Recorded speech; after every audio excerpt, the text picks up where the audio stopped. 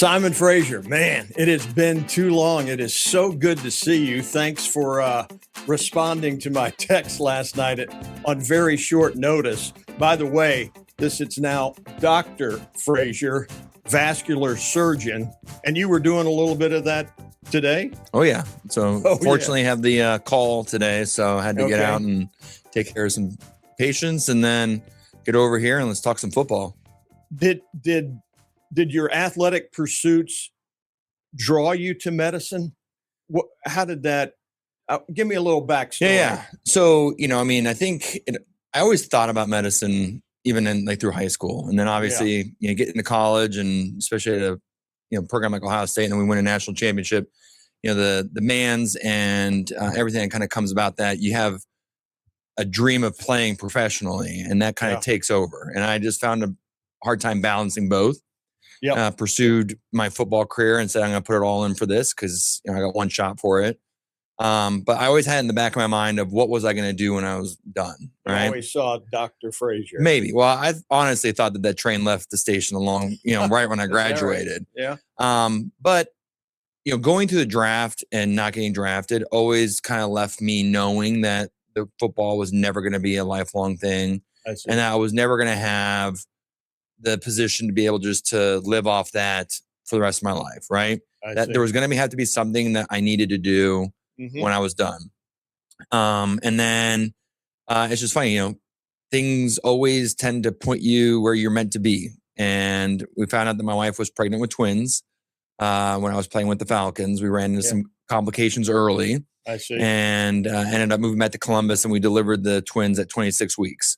Wow. And the doctors at Ohio State were fantastic. And just through my experience with them and the doctors at Nationwide Children's Hospital, life got put on hold. And so you say, well, I'm not focusing on football, I'm focusing on my kids. And I needed to know everything I needed to know about what was going on in their care. I see. And that kind of piqued their interest in what my background was, because it was atypical for them to have a parent in the NICU asking about, labs and, ventilation settings and all this. Yeah. And they approached me and they're like, hey, what are you going to do when you're all done with football? And I was like, I have no idea right now. And they asked if I thought about going to medicine. And again, like I said, I was like, dude, don't you have to go to medical school right out of college? The last chemistry course I took was, in 2002. And, I said, no, it's never too late to go back. And so after, some days of thinking and talking about it and praying, I approached my wife at, 3:00 in the morning in the elevator when we were leaving the NICU. So I said, I'm going to quit football and pursue this career in medicine. And she kind of laughed, thought that I was a little bit delirious. But that's when the middle of the night. And that was the trek that started off this whole cascade into medicine. So wow, found that and put that at the. And I'm sure it's rewarding at this point. Oh yeah. It's been an absolute blessing just to be able to transition from one career that I found tremendous passion and gratitude in to another one. Right. And it's much different now. Football for me was always interesting because it was a shared experience. Yeah. So when you go out into the community and you're talking to people, even though you've never met them before, they'll say, hey, I remember that game against Michigan in 2004. You bet. And that was the last game I got to watch with my dad before, he passed away. And we always watched the Michigan games. And that was something that I cherish. Or, obviously the national championship game in 2002 was a very emotional experience for all of us. And you have this now shared bond, not only with your teammates and coaches, but with the community in general. And we all get to share in that reflection on what we were able to accomplish that year. Medicine is kind of the same aspect in that in my field, I'm able to build relationships with patients, and I get to travel with them through their journey and help them be able to have a better quality of life and do the things that they want to do. And I get to kind of share in that. And it's fun because I get to kind of bring in my background of football and from Ohio State. Obviously, the majority of my patients all are Ohio State fans. And so the number one question they ask is not what was the result of their ultrasound or lab tests. It was, what do I think about the upcoming game? Right. And so it's fun to kind of be able to blend the two together and have that shared experience. So I'm glad that's cool. I'm glad we started with that. But now on to the field, if you will. This is a former Upper Arlington State champ, an Ohio State national champ, 4 years in the league and 3 with your Cleveland Browns. Do you still have some affinity for the for the orange and brown? Always, I think that's where it started. That's the team that gave me a shot, and I grew up watching the Browns until they moved away, and then when they moved back, obviously, you had that gap where you as a child, you're missing that heritage there. But Cleveland to me has always been a great organization. Their alumni program is fantastic. They want us to be involved and be around. And so you are. Yeah. So we'll go up to during the OTAs and they have like an alumni practice where they bring all the alumni in. We get to do like a meet and greet with the team and do a little picnic up there. And so it's fun. So I get to bring my son with me and he gets to now see what that whole experience is like. And so I feel very fortunate that I was able to be a part of such a great, franchise and like historical program. I'm just, waiting like everybody else for the chomping at the bit for it to, make that turn. And I feel like every year we're close, but we just gotta just, find that pivot point and make it happen, but it'll get there. I'm guessing this Cotton Bowl has brought back a lot of memories of 2002, Jim Tressel, and we'll get to how many pros were on the field that night in that game. What does it stir up in you? Yeah, I think it just brings back a lot of that emotion of that season, right? So that whole season was magical. Yeah, right. And I think that's the word that everyone uses, magical, storybook. And for us to face Goliath, they were the defending national champions. They had basically gone through the regular season without meeting really much resistance. And they had a couple close games, but otherwise, and no one gave us a shot. No one thought that there was going to be a chance that we were going to be on the field and have any opportunity to challenge them. And we were able to overcome that, and we believed in ourselves. And the results were, a national championship, and we did it in obviously an amazing, epic story and final there. But again, to culminate that season with that win, I think just brings back all those emotions, the feelings that you had, the memories, and the friendships that you were able to build. And I feel like this game is stirring up a lot of those emotions again. In maybe the opposite way, right? I agree, because it's a little bit of role reversal. Ohio State is the golden boy and has the win streaks and coming off a national title, and Miami hasn't been back. You broke the Miami Hurricanes, my friend. Or many would say. And by the way, do you bristle at the notion, because in their camp, the game was stolen, the call, the et cetera. And as Tim May and I were on a podcast the other day, and they were reciting chapter and verse of the holding calls and this call and that call that didn't go Ohio State's way. And yet they, Miami and their fans. However, I always argue, it's funny. So I was in Cleveland with Kellen Winslow and Ken Dorsey. Really? And we used to talk about it all the time. And, I think everybody knows that football is a game of reaction, right? So how are you going to respond to a situation, right? So whether that was a call or not, which it was, the fact of the matter is that didn't guarantee us a touchdown, right? That just gave us a first down. And if you're, touting one of the best defenses in the country, you would think that you would at least hold us to a field goal, right? Or attempted, fourth down touchdown again, right? Right. Keep us out of the end zone. They didn't. We got in. Mm-hmm. And on the subsequent drive, Dustin got called for the exact same foul that put the ball right on the 1 yard line. Yeah. And I think any youth football program out there at some point will run a drill where you have 1 yard to win a championship, and you give them 4 chances, and they couldn't do it, right?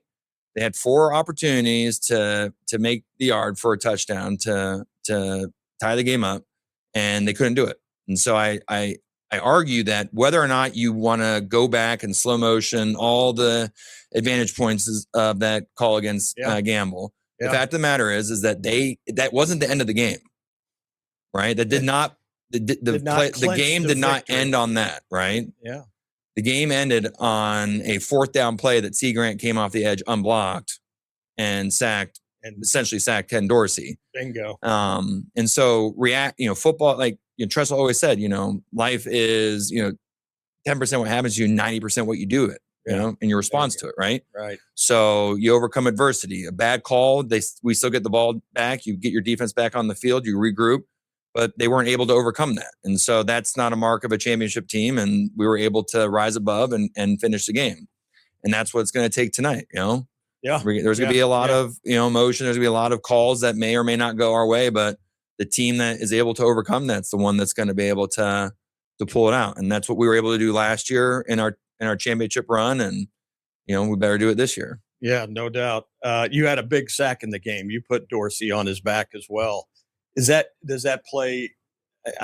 You seem like such a forward thinker. You're not looking 23 years ago and reliving, but I'm sure you share that with your son or daughter and just those moments. And by the way, this is another question I've always wanted to ask. Do you have a copy of the game? Yes. So we were actually going through all of the boxes in the basement with all the memorabilia and all the newspaper articles and DVDs. And obviously the kids are like, what are these things, DVDs, and, why isn't it on YouTube? But obviously, that's a little bit of a technology joke, but it is something that I do, especially recently we had the 20-year reunion and we got everyone back together and the families were involved and, that's cool. Everyone got to go to I took the whole family to the stadium. They got to see just how special that was. It wasn't just, an old dad hype story. This is something that changed community, like I said, and to see the bond and the brotherhood, get back together. I think it was a very special moment for the kids to see and experience. And obviously, we get to, relive it now where we, this week it's all talk about the Ohio State national championship game against Miami, and the videos and the pictures and the stories come back out. So, but they know who 75 was. Yeah. Is. That's a little badge of honor for sure. No question about it. Yeah. And that's a great D line. I mean, you talk, and as we were talking, and Tim had Jeff Snook on, who is he's written 15 sports books, longtime sports writer in Florida, but an 82 Ohio State grad. And he, in the process of one of his books, he found out that 58 players combined on those two teams played it down in the National Football League. That's incredible. Yeah. I mean, we all knew it that night, how many. Shockey and, it just goes on for them and Ohio State as well. Does that number surprise you? No, because you go back and you're talking about the names of players that were on that field that you were, going up against. And then you realize, all right, these were some of the biggest, baddest guys that ever played in the NFL, and some future Hall of Famers, and just the talent that was on that field that, collided for 4 quarters and 2 overtimes was epic. Collided. Oh yeah. For sure. That became a standard picture in all medical school lectures when we're talking about knee injuries. They had a picture of McGahee up there. Yeah. So that's well, compare, your defense to this current defense, because it's Frazier and Darian Scott and Tim Anderson and Will Smith and Doss and Fox, as you mentioned, so many more. Wilhelm, Matt's a big contributor here on the podcast. How would you compare the two, yours and the current? Do you mind if I take this call quickly? Are we able to hit pause? Yeah. Okay. Yeah. Sorry. No problem. Okay, we're back. You had to do some medical consultation there. Hopefully everything is good to go. I learned a little something from your Conversation from that vernacular. Yeah. So yeah, your defense with all those great players, Donnie Nicky too, I think. Yep. With this defense that's given up 8 points a game for the current Buckeyes. Yeah, I mean, our defense was, the heart of our run. I think, I mean, we kept team, scores low, kept our offense, in good position, and kind of flipped the field a lot, and really kind of held it down, and we're able to lock down when we needed to lock down. Much like this year's team, I think that the scheme is a little bit more is a little different than what D'Antonio was running with regards to what Patricia's running. But again, there are key players out there. More sophisticated. I think it's just from like a secondary standpoint, he's doing a lot more coverage mix-ups and disguises that are obviously making other teams try and figure out exactly what we're doing on the opposite side. I wouldn't say it's we weren't running like a complex defense. We ran a base defense, 4-3 defense, and right. Our front four was expected to get pressure on the quarterbacks and stop the run, and we did. And but again, that's, I think, what makes these championship runs doable, is that when you have a solid defense that's able to keep you in the game, create turnovers, flip the field, get your offense in good position, it just sets yourself up for success. And so, we have, two really, solid players in the back end that are able to command the field and put our players in prime spots that now have made people who maybe weren't even recognizable at the beginning of the season now, stars in the forefront, because they've been able to, get out there and just play and not think about it, and just, see ball, hit ball, let's go. So Caleb Downs is an impressive player. He has a trophy case to prove it. Yeah. And I guess, his intelligence is also part of what makes him so special, is that he is able to see and recognize things and get people adjusted and make the audibles for the defense on that side of the ball, and help the defense be able to be in the right position, but also execute without overthinking. Right. Yeah. Wow. So that's what makes him, I think, really incredibly special. I mean, you look at the Jack Sawyer touchdown from last year, right? Right. I mean, everyone, the posters are of Jack Sawyer running down the field, but the player that made that play was Caleb, the down before then, who read the run, and forced negative play, and now Texas had to be in a passing situation, right? And dropping, do you see yourself in Caden Curry or Kenyatta Jackson, for instance? Oh no, I don't think I ever laid a punch like Caden did when he almost knocked out Indiana's quarterback. But these guys, I think, are very talented, strong, fast guys that have really been able to grow into their position and become, All-Americans. And you look at McDonald up front. I mean, he's just holding up that line, and it's just, I knew that there was something going to brew at the beginning of the season when we had that goal line stance against Texas. You bet. And we stuffed them right up the middle. And I was like, all right, this is going to be a fun defense to watch for sure. So as for tonight, what's the key? Because that 9.5 points looks too much to me. I agree. Miami has always been and will always be a very talented filled team. Yeah. Right. They are going to have athletes out there that can run. And this year they've shown that. They have a quarterback who is a veteran. He has been in these big games before. This isn't new to him. Right. And the key really comes down to winning the trenches, right? It's what as cliche as it sounds, It is. that's where this game is going to be won. And we need to be able to establish a running game and protect Sane so that he can, step up into the pocket and deliver the ball to our playmakers. But we also got to be able to get 4-man pressure on Beck and get him off the spot.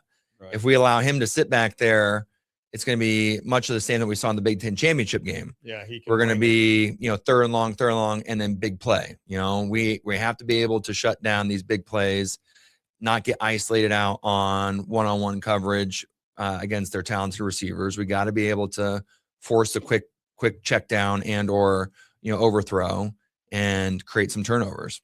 I think it's Ohio State's O-line against their pretty considerable talented defensive line with Reuben Bain and on the other side Akeem Mesidor, because 7 sacks against Texas A&M it's a good day. It's a good day's work. So and that right guard position needs to hold up with Gabe Van Sickle's kind of on the spot a little bit.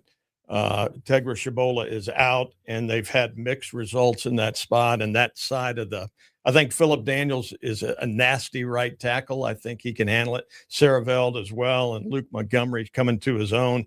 And Hensman with the blonde locks. I think he's this year's. Who would be a guy on your? I'm trying to think on your team who would have been that. Not class clown, because he's kind of a reluctant personality. But maybe like the Alex Stepanovich. Thank you. Yeah. Or Shane Olivier. Yeah. May he rest in peace. Yeah. It's amazing how many off your team are gone. Yeah. That's incredible. So as a fan, when how do you handle, are you pretty, okay. Or is it, you live and die on every down? I don't live and die on every down. Yeah. The Michigan game always is a one that is, probably the most emotional that you get, right? I think as a player. But again, I understand that first and foremost, these are guys out there that are young adults that are playing a game, and we have to make sure that we remember that, right? Yeah. And that people are going to make mistakes, things are going to happen, but at the same time too, the thing that always drives me bonkers is if I see someone not giving like 100%, right? Fanatical effort. Yeah.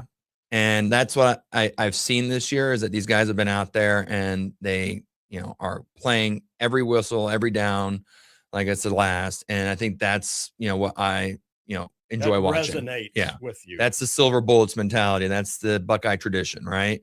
But I know that these guys, that we have the talent out there to win this game. I know that we have the coaching to do so. You bet. We got to, overcome some of the other distractions that are out there that may, people may, try and pull on. But again, it's the guys in the locker room all bonding together and coming out and executing. Mm-hmm. I typically just try and lay back as much as I can, just knowing that in the end, the Buckeyes are going to pull through.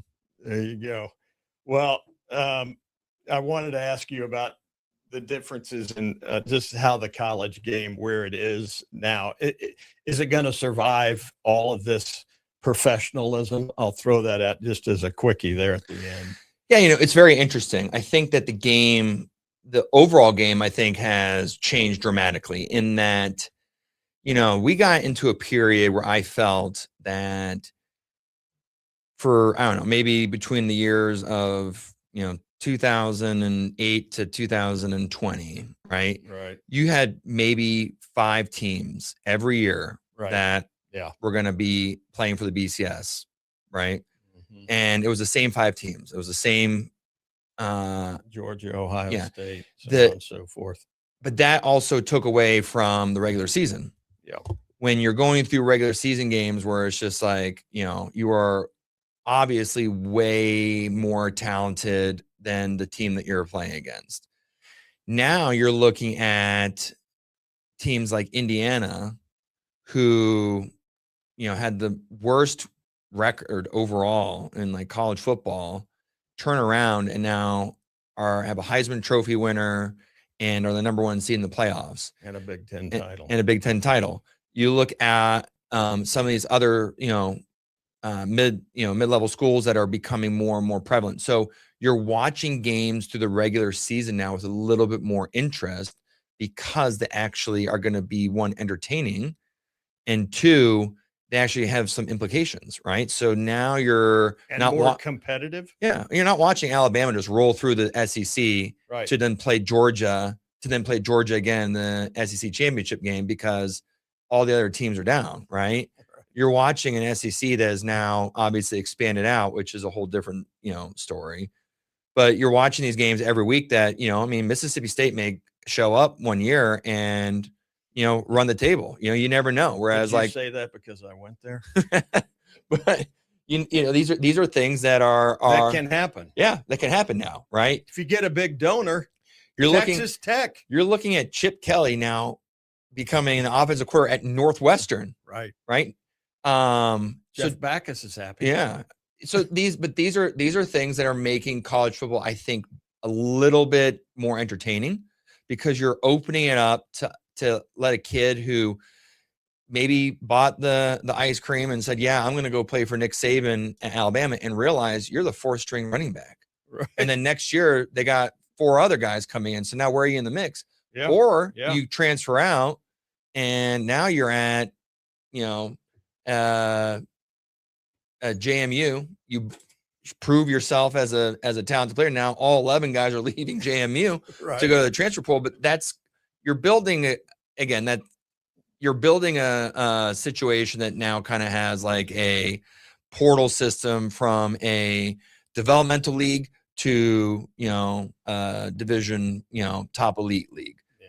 But I think that overall you're looking at a better pool of teams and players, and you're seeing a lot more talent out there. It does need to get reined in, I think, from like a money thing. Sure.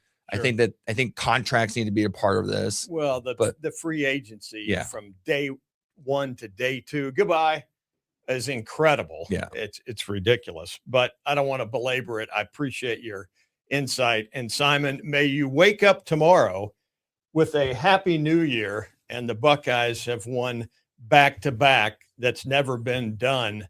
Do you think then Ryan Day would be elevated to, he turned the tide on Michigan? You couldn't deny his greatness at that point. No. And I think, you look at what Ryan Day has done and the community outreach that he's done, the mental health support outreach that he's created, the types of kids that are graduating from Ohio State that are not only pursuing careers in the NFL, but they're pursuing careers in the workforce and, contributing to our society. It's that, Tressel mentality, that Woody Hayes mentality. I want you to be first and foremost, the best person that you can be. Mm-hmm. Then we'll work on you being a top-notch football player. The wins and losses will obviously define, every coach's career, but I look at what he's doing from an overall program standpoint and how he handles himself. And I think that is just such a refreshing Woody/Tress vehicle. Yeah. He could have gone at the end of that Michigan game. Yeah. With, the reporters right around him and, really rubbed it in Michigan's face and gone down that road. But he said, one short sentence, we're going to win with humility. Yeah. And that's how he defined it. And that said everything to me. And that's just who he is. Now he's already put himself on the echelon of great coaches at Ohio State. He's won a national championship. He's had multiple Heisman Trophy finalists. He's put, players in the NFL. He's, his record speaks for itself. So I think that whether or not we win one this year isn't going to define who he is as a coach. And I may have gotten ahead of myself there. It does take 3. So a win over Miami puts Ohio State in the semifinals. I think I was alluding to 0-2. Yeah, 100%. And I am 68 years old, and sometimes things get a little. It's all good. You're just looking at the past here with this, redhead. I had a brain bleed in 2011. You almost lost me. And somewhere in there, some things got. Anyway, that's what I tell Tim. That's my excuse But yeah, it does take two more. And by the way, Iowa is close to knocking off Vandy. That would put them at 7-0 in bowl games and 2-0. What say you, Big Ten versus SEC? Oh, like now quality. I think it's. I think that the nomenclature that Big Ten football can't hang with the SEC is over. It is over. Obviously, we've expanded out. Yes, pretty hefty. We've gotten some really great teams now in the Big Ten.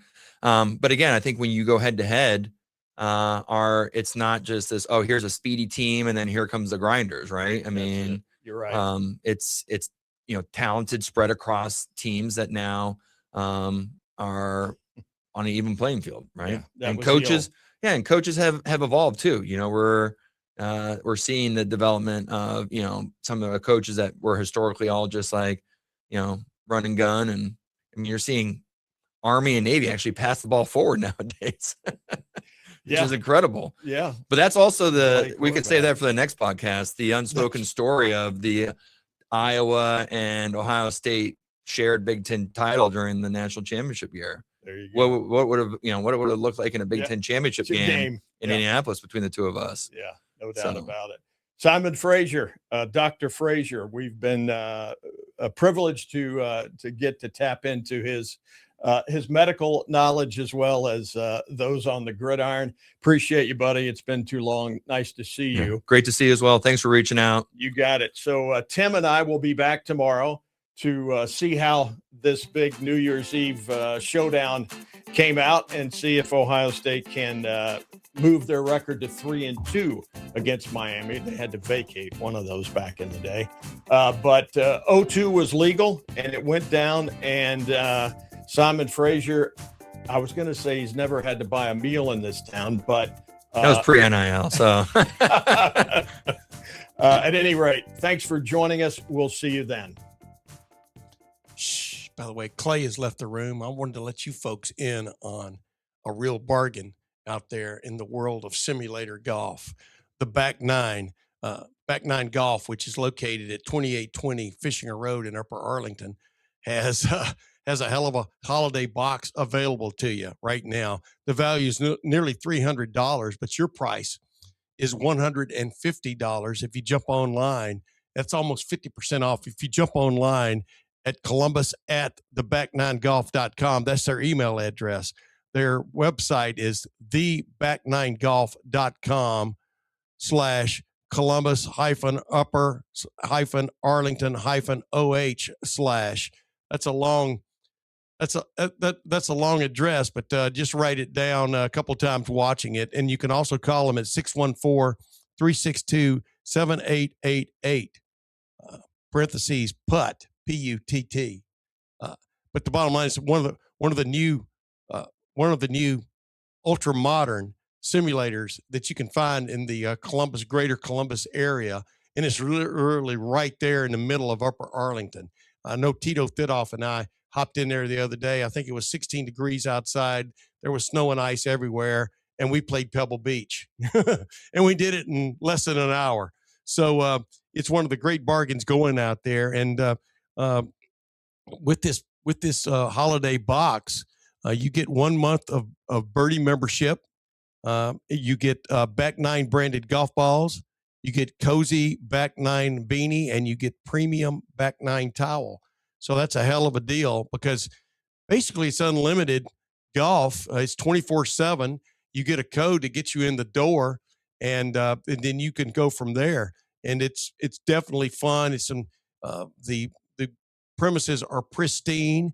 I know we had a great time. We even played closest to the hole, a few shots on number 7, famed number 7 short par 3 at Pebble Beach the other day, and had a great time doing it. So if you're looking for that last minute gift for a golfer that you love, or yourself that you love, that you're a golfer, nothing wrong with giving yourself a gift at this time of the year. That's the Back Nine Golf holiday box, and it's only a limited time, and as you can imagine, there are only a few available.